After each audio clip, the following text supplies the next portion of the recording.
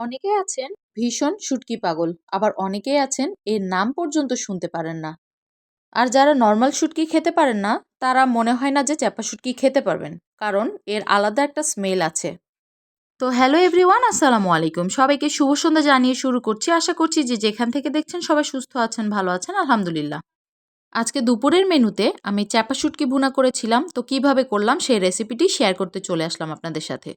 তো এটা রান্না করার জন্য প্রথমেই আমি নর্মাল পানিতে ২টা শুটকি ভিজিয়ে রেখেছিলাম।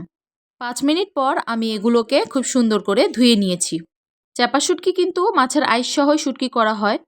আর এটা শুকানো হয় বলে আইসটা কিন্তু ছাড়াতে অনেক কষ্টকর হয়ে যায়। তো আপনারা যদি হালকা কুসুম গরম পানি অথবা নর্মাল পানিতে ৫ মিনিট এভাবে ভিজিয়ে রাখেন, তাহলে কিন্তু এটার ময়লাটা পরিষ্কার করতে অনেকখানি সহজ হয়ে যায়। তো এই যে উপকরণগুলো দেখিয়ে দিলাম।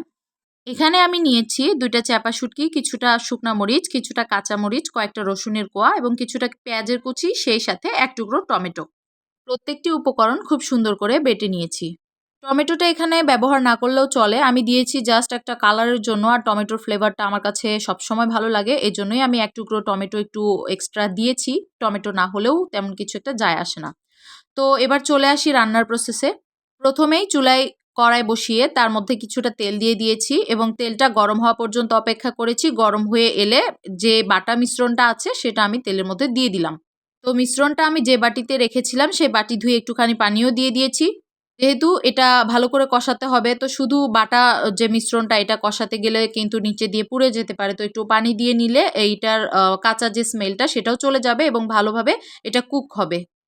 বাটা মিশ্রণটা যেহেতু শুকনা, তো একটুখানি পানি দেওয়াতে এটা কিন্তু তাড়াতাড়ি করেই ভারী হয়ে আসতে ধরবে এবং বারবার করে নেড়েচেড়ে দিতে হবে, নয়তোবা নিচে দিয়ে পুড়ে যাবে। তো এই যে দেখেন 90% প্রায় রান্না আমার হয়ে গেছে। এভাবে নাড়াচাড়া করতে করতে কষানোর পরে নিজেরাই বুঝতে পারবেন যে তেলটা উপরে দিয়ে উঠে আসবে বা কড়াইয়ের নিচে থেকে আর কি লেগে যাবে না। তো এই যে আমি আরেকটু নেড়েচেড়ে দেখানোর চেষ্টা করছি যে এই পর্যায়ে কিন্তু আমার রান্নাটা একেবারে ডান। এই যে দেখেন নিচে তেল বেরোচ্ছে। তো এভাবে রান্নাটা হওয়ার পরেই বুঝতে হবে যে মানে এটা রান্না হয়ে গেছে। এই যে কড়াইয়ের সাথে আর লেগে ধরছে না। আর হ্যাঁ, আমি কিন্তু এখানে একটা জিনিস বলতে ভুলে গেছি, সেটা হচ্ছে বাটা মিশ্রণের মধ্যে আমি লবণ, হলুদ, কিছুটা মরিচের গুঁড়াও কিন্তু ব্যবহার করেছি, যেটা কিন্তু আমি বলিনি। তো সবকিছু দিয়ে নাড়াচাড়া করে এভাবে রান্না করে নিতে হবে। যেকোনো অসুস্থতায় যদি খাবারের রুচি একেবারে উধাও হয়ে যায়, অবশ্যই এভাবে এই শুটকির ভুনাটা বানিয়ে খাবেন। আমি গ্যারান্টি দিচ্ছি আপনার রুচি অবশ্যই ফিরবে। তো ভর্তা বানানোর পরে বাটনার মধ্যে ভাত মেখে খাওয়া আমার একটা পুরনো অভ্যেস। আজকে যেহেতু ভর্তা বানাইনি, ভুনা করেছি কড়াইতে, তো আমি কড়াইতে খাওয়ার সুযোগটাও মিস করতে পারিনি। আমার খুবই লোভ হচ্ছিল দেখে। তো আমি কড়াইতেই কিছুটা ভাত নিয়ে খুব সুন্দর করে মেখে নিয়েছি। দেখেন কতটা সুন্দর লোভনীয় লাগছে, একেবারে অরেঞ্জ কালার। আমি জানি এই মুহূর্তে এটা দেখে আপনাদের সবার জিভে পানি চলে এসেছে। তো সবাইকে অনুরোধ, প্লিজ এটা একবার হলেও বানিয়ে খাবেন।